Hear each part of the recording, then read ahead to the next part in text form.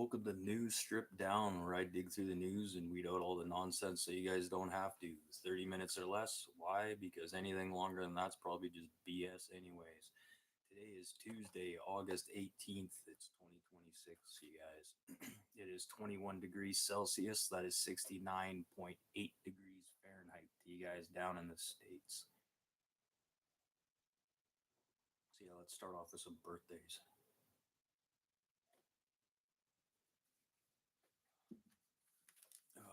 Okay, today in 1750, composer Antonio Salieri, Italian. Oh, sorry. He passed in 1825 at the age of 74. He is an Italian composer known for Armada, the opera Armada, and Tater. Sorry. And then today in 1774, explorer Meriwether Lewis from Lewis and Clark. Yeah, he passed in 1809 at the age of 35 from a mysterious gunshot wound at this hotel or inn, whatever you want to call it. And it was called the Grinder, where he was. So, still to this day, nobody knows if he shot himself or somebody shot him. So, pretty interesting story when it comes to the explorer Meriwether and Lewis, or Meriwether Lewis, hence Lewis and Clark, but hence the ship again, the Meriwether. And then today in 1792, John Russell, he passed in 1878 at the age of 85. He was the 37th British Prime Minister, serving two terms. His first term in 1846 to 1852, and then in 1865 to 1866. And then today, 1830, Austro-Hungarian Emperor Franz Joseph the First. He passed in 1916 at the age of 86. Today in 1920, Shelley Winters, she was an actress in dozens of films in her 50-year career of acting. She passed in 2006 at the age of 85. Today in 1934, Robert Redford is 89. Famously, Robert Redford, if you don't know who he is, famous famous actor and Academy Award winner for his directing in Ordinary People in 1981. And today in 1952, Patrick Swayze, actor from Dirty Dancing in 1987, Ghost in 1990. He passed in 2009 at the age of 57. And Robert Redford, sorry, he's 80 and he passed in 2025 at the age of 89. Red device today, never give up. Okay, I don't know what that means though. Surplus outdoors. And then today, in 1933, director Roman Polanski is 92 years old today. Roman Polanski, in 1969, Charles Manson sent some people over to his house and, unalived his wife. What was his wife's name? Sharon Tate, and four of her friends. Well, Sharon Tate was pregnant. Yeah, that's pretty crazy. And then in 1977, Roman Polanski was arrested for drugging a woman. Yeah, and taking advantage of her. But how messed up is that, eh? That guy's still kicking around, Roman Polanski, 92 years old. And then today in 1969, Christian Slater, actor, Golden Globe winner, and Best Supporting Actor in his movie, in his TV sitcom called Mr. Robot. Yeah, he's 57 years old today. And then also today, 57, is Edward Norton. Edward Norton, awesome. Fight Club, 1990. 1999, and then you have American History X, awesome movie, 1998, Primal Fear in 1996, and then you have Birdman, which apparently was pretty popular. I still have yet to watch it. That was in 2014. So yeah, that's it for birthdays today, you guys. Yeah, don't forget to hit the like button, subscribe. I'm here Monday to Friday, 4 to 4:30 p.m. Central Time. Today is Tuesday, August 18th. It's 2026. It's 21 degrees Celsius. That's 69.8 degrees Fahrenheit to you guys down in the States. And yeah, let's get into the news now. Okay, I want to go back to a little bit of something I was talking about yesterday with the Bristol University and the AEA, the British Atomic Energy Association, have come up with this new diamond battery, which is just insane. Like in games and cartoons, like you see crystals powering different objects. Like in The Legend of Zelda, you see like the crystals that are powering different objects, like in Zelda, and then you have the Chaos Emeralds that they have in Sonic the Hedgehog, and then even in the animated series, Steven Universe, where the characters themselves are fueled by magical gemstones. Well, this isn't science fiction anymore, you guys. This is actually happening. The University of Bristol in the UK Atomic Energy Authority have made it possible by capsulating carbon 14, which is a radioactive isotope inside a layer of synthetic diamond, thus creating a battery that not only stores energy but creates energy through its radioactive decay. With this diamond being so durable and capable of containing harmful radiation, the half life of this carbon 14 comes from decommissioned nuclear power plants and lasts around 5 to 6,000 years. This is insane. This diamond could potentially provide low continuous power source for hundreds of years, making this perfect for medical implants like pacemakers, insulin pumps, hearing aids, new neurostimulators, and other and ocular implants. Now think about this. This is like Iron Man and his suit. This is like what's powering Iron Man's suit. We are getting into the technology now where we're going to be able to just be powering ourselves and all these devices around us with these nuclear gemstones, which is just insane. But we're running before we can walk, before they can even allow stuff like this to happen. If they're going to put this stuff in pacemakers, you can't just you can't just bury that body. You can't just cremate that body. So there's going to have to be like some major, yeah, there's going to have to be strict regulations would have to be necessary when it comes to the end of life. Yeah, you're gonna have to have all these removed, and then they're gonna have to be put in some type of long-term storage. So like that's another thing. So what's gonna happen? Like is the morgue or the crematoriums, are they gonna be responsible for this? And then how are we gonna keep track of this? We're just gonna let people run around with this stuff, you know.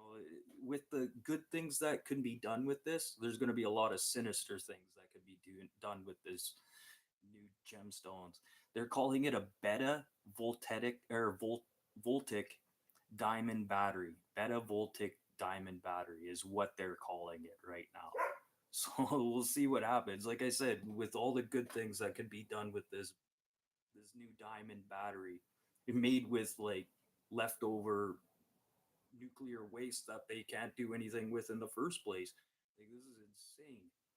But yeah, with good comes bad. But imagine sitting there walking around with a pacemaker that's nuclear powered. This could be a thing, you guys, and it's happening right now. The technology is there. They've already proved it can work. They're already trying to figure out how they can like market this and start like mass producing this. There you go. There you go. Well, see those. That's another thing. These defibrillators, anything that's hooked up to somebody where you need batteries, like there's like air pumps and stuff that people use for like injuries to suck the wound closed and stuff like that. We could be seeing stuff like this. And then imagine cell phones. cell phones. We might not ever need to charge our cell phones ever again, but when it comes to stuff like this, it's going to get to a point and they're going to find a military application for it and it's going to be deemed classified, just like every other good technology. But we'll see what happens. I'm really keeping an eye on this. I looked into this a little bit more today because that just blew my mind. Stuff from like video games and sci-fi, literally like having imagine a gemstone this big, powering a whole city. But that's not going to be the case with this. This is low energy output. But who knows? Maybe they make a big one. See what kind of output you get then. Uh, and then overseas here, let's go to Europe here for a little bit for some news. A Dutch plant is turning agricultural waste into renewable electricity and fertilizer. BMC in the Netherlands has been processing around 420,000 tons of poultry manure each year using thermal conversion to generate electricity for the farms supplying the manure and enough additional power to supply energy for around 45,000 households. Keyword households, not industries, because I'd probably drag on the grid specifically for that. This process doesn't just end at burning manure. The ash is collected and processed into phosphate potassium fertilizer that contains nutrients like phosphorus, potassium, calcium, and magnesium. 400 poultry farms supply the facility, averaging about 1,250 tons of manure per day. Alternative solutions, like here in Canada and the prairies and stuff like that, I wouldn't see that being efficient here. Like we already use the fertilizer for crops and stuff like that. Like so, really, most of that stuff gets used up in the first place. But that's interesting. So yeah, don't forget to hit the like button. Subscribe if you want to. I'm here Monday to Friday, 4 to 4:30 p.m. Central Time. Today is Tuesday, August 18th, 2026. It is 21 degrees Celsius. That is 69.8 degrees Fahrenheit to you guys down in the States. And let's head over to the Middle East now. Iraqi authorities have seized $20 million in U.S. currency and 60 kilograms of gold and 7 vehicles linked to the former deputy oil minister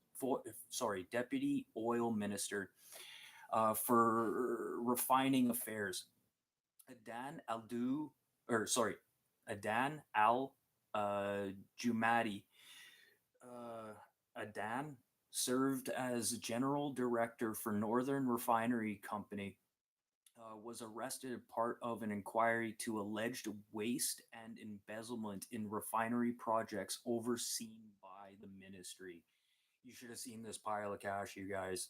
Yeah, the 20 million in cash is US currency, USD. Yeah, so this Iraqi minister is driving around. Well, well, they said they found it in some vehicles too, all this cash. So I don't know if they're trying to get his cash out of the country and then if he could get released from prison, just go poof and disappear to another country. But yeah, $20 million just in cash and then 60 kilograms.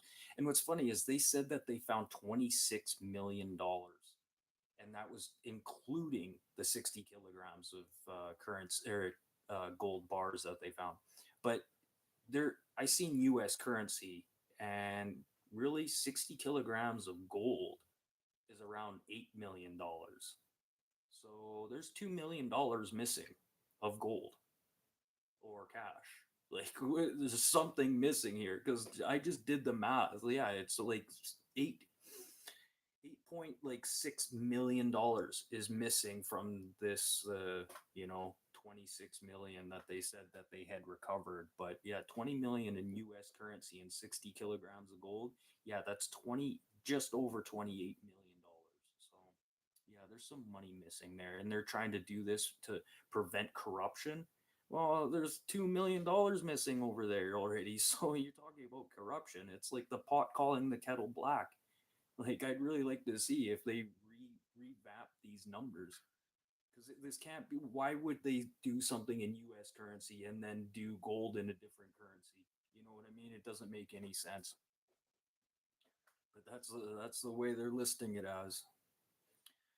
And then over to China. This is quite a feat of engineering for sure. China is working on a high speed rail system that will travel 16.8 kilometers, that's 10.5 miles, under the sea, connecting a major port city, Ningbo, with Sichuan Islands.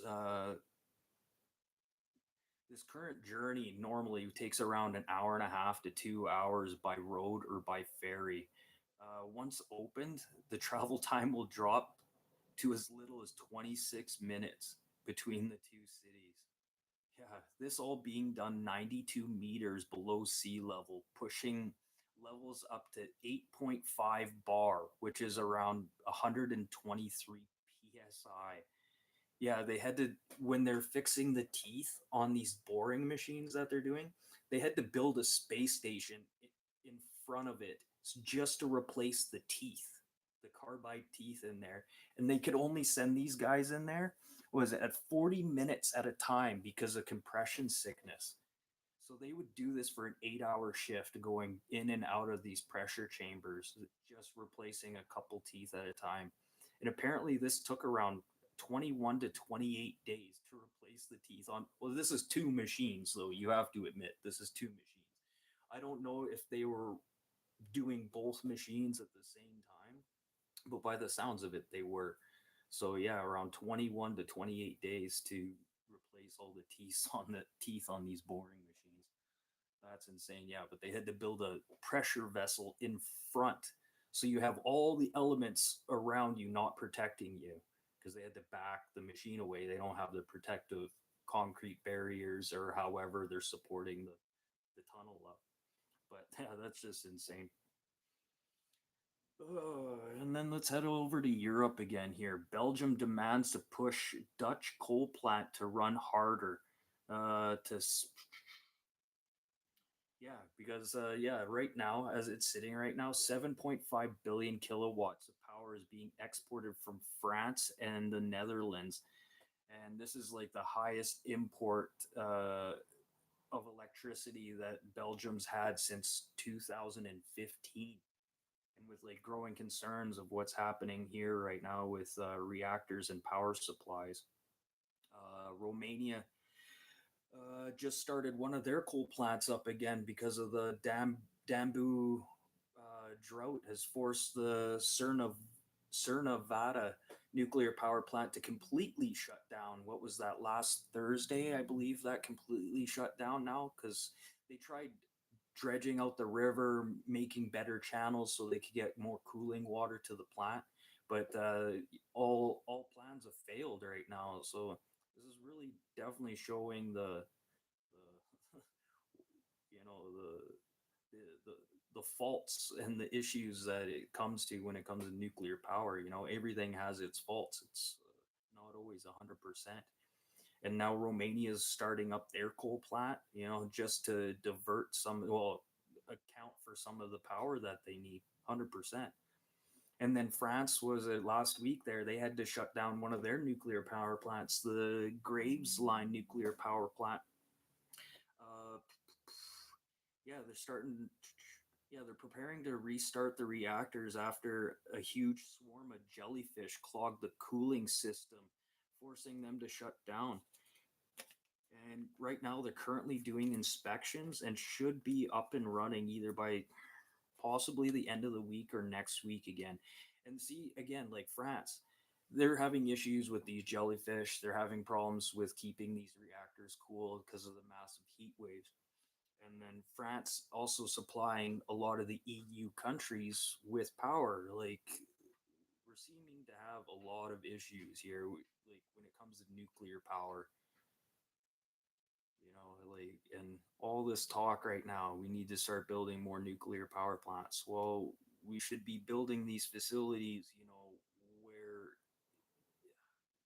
we're not going to run into headaches like what, you know, what France is having, you know, what Romania is having. What was the other country? there's two other countries, Hungary, Romania, and there's one other country that's having issues with their nuclear power plants because of the Danbu River right now is too low to be sucking water to cool the plants and too hot to be putting the hot water back into the rivers and streams. Oh, yeah, and then I don't know what's going on with Trump right now, especially with what's going on with South Korea. Like, I know he's been like, okay, last week I was just talking about Hanwha, South Korea was, on deck to be possibly supplying the U.S. With some of their munition supplies, because they couldn't outright do it themselves. And then yesterday they announced in the US that they're going to do some expansions in the US. And then Trump just all of a sudden just starts going off on South Korea. But Hanwha's like invested heavily into the United States. They bought the Philly shipyard and they got bids in Austral, USA. And then, yeah, Hanwha Aerospace and Hanwha Defense. Like this is crazy. This is absolute crazy right now. And then does Trump to say that, he's going to go after Iran because they're trying to develop nuclear weapons, and then to say like Kim Jong Un is such a great person. Well, Kim Jong Un's had nuclear weapons since 2006. Why didn't we go after that guy? And Trump says, "Oh, it's because like, oh, we have a good rapport, me and him, we have a good relationship." Okay, what's going to happen when you leave office? If you ever do. That's another thing. We'll see what happens about this. If he ever leaves office, he's just going to go back to being like, "Okay, I'm going to nuke the US. I'm going to nuke the US." And you know what? North Korea right now is getting capable of having submarines with ballistic nuclear weapons, and they're getting pretty close to that right now. And it's just a lot of this just doesn't make any sense. I think this is just this whole North Korea South Korea thing. It's just a fight to keep both sides armed and have them spend defense money. I think that's the whole reason for all this stuff. And a lot of it's just misdirection too. And then tomorrow I want to do a full page on Canadian lumber industry because for a while there we haven't really heard too much of what's happening with the Canadian lumber industry. They've been pretty quiet. But a lot of big things have just come up recently that I've got into that I want to talk about tomorrow. But like I said, news stripped down 30 minutes or less. Why? Because anything longer is just BS. So I got a pretty good topic for tomorrow. Really talk about how the U.S. and Canada's lumber trade is going to be heavily affected and has been heavily affected, which we haven't been talking about much or haven't been hearing very much about. And I kind of want to talk about how this is going to affect the US and Canada as a whole. But yeah, so yeah, that's pretty much it for the news today, you guys. Today is Tuesday, August 18th, 2026, 21 degrees Celsius. That's 69.8 degrees Fahrenheit to you guys down in the States. 30 minutes or less. Why? Because anything longer is just BS. Monday to Friday, 4 to 4:30 p.m. Central Time. And let's end things on things that happened today in history. Today in 1590, John White returns to Roanoke Colony from England to find no trace of anyone that he left behind 3 years ago. This is still an ongoing mystery. Like there was no signs of where these people just left, but there was an unusual carving on a tree and one note, I believe, but no signs. Like they just literally picked up and left, or like, it's just unusual. Yeah, Roanoke Colony. You guys look that up. That was during 1950. That's when this happened. Is August 18th. He returned to Roanoke Island. And then today in 1838, Charles Wilkes departs from the Pacific, or departs for the Pacific Ocean to Antarctica. I think that was his first exhibition to Antarctica. And then today in 1919, Anti-Cigarette League of America was formed in Chicago. Wow. Wow, the Anti-Smoking League. Yeah, that kind of had to do with prohibition and stuff too. Was it the Redcoats? Redcoats or the Red Hats or something like that started all that nonsense? The prohibition, which really just led to more organized crime. What's funny is prohibition always leads to more organized crime. It's just fact. Like just look at it, and everyone says, "No, it didn't. It didn't." Well, it did. And then today in 1920, see the Anti-Cigarette League of America here, and then in 1920, the ratification of the U.S.'s 19th Amendment to the Constitution, allowing women's suffrage, which means the women's right to vote. So yeah, the women's suffrage or temperance movement. That's it. The women's temperance movement really pushed. Well, the anti-cigarette league was mostly women, and then they started the temperance league, and then the anti-alcohol league, stuff like that is crazy. That all happened around 1919 and 1920s, and then prohibition. And then today in 1940, the Battle of Britain, one of the largest air battles in history. What was it? I think 68 German aircraft were shot down just in that one day. And today in 1926, the first ever televised weather map is broadcast in Washington, D.C. Yeah, I think it was its own broadcasting because it doesn't say what channel or anything it was on. And then today, August 18th, 1956, Elvis Presley's Hound Dog and Cruel reached #1 on the Billboard Top 100.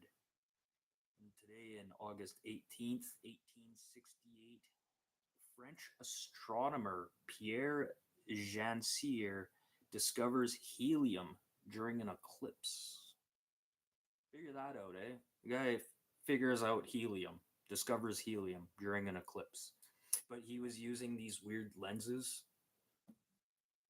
something like that. So I don't know. But yeah, that's it for the news today, guys. Today is Tuesday. I'll be back for Wednesday's show. Back for Hump Day.